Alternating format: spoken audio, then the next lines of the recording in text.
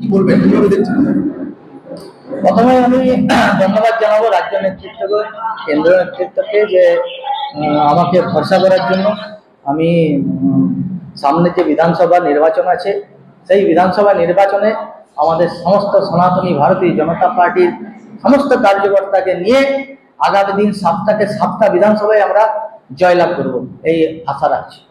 কিভাবে সে আশা বলছেন? একদিকে পৌরসভা আপনার হাতছাড়া হয়ে গেছে, লোকসভা হাতছাড়া হয়ে গেছে। দেখুন, লোকসভা হাতছাড়া হয়নি। লোকসভা 9টায় ভোট বেশি পড়েছে, কিন্তু বেসিক্যালি মানুষ বিজেপিকেই ভরসা করছে, বিজেপিকে চাইছে। বিগত আপনি ভোটগুলো দেখুন, সেগুলোতে সেই বিজেপি জয়লাভ করেছে। পৌরসভাতে পুরো ছাপ্পা হয়েছে। নরেন্দ্র মোদীর উন্নয়নমূলক কাজ করবে, মানুষ ভরসা রেখে আগামী দিন নিশ্চিত মানুষ ভারতীয় জনতা পার্টিকেই 7টা বিধানসভায় জয়লাভ করবে। সেখানে দেখা যাচ্ছে বিজেপির বারে বারে গোষ্ঠীদ্বন্দ্ব এবং পার্টি অফিসে তালা দেওয়ার ঘটনা ঘটেছে শাসককে।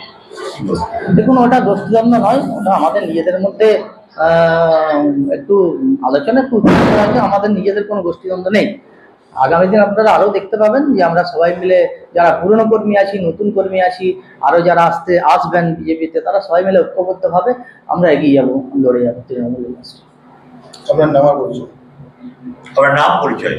আমার নাম প্রসেনজিৎ চ্যাটার্জি। এই মাত্র ঘোষণা হলো ভারতীয় জনতা পার্টির বাঁকুড়া জেলার আমি অধ্যক্ষ, সভাপতি দায়িত্ব রয়েছে।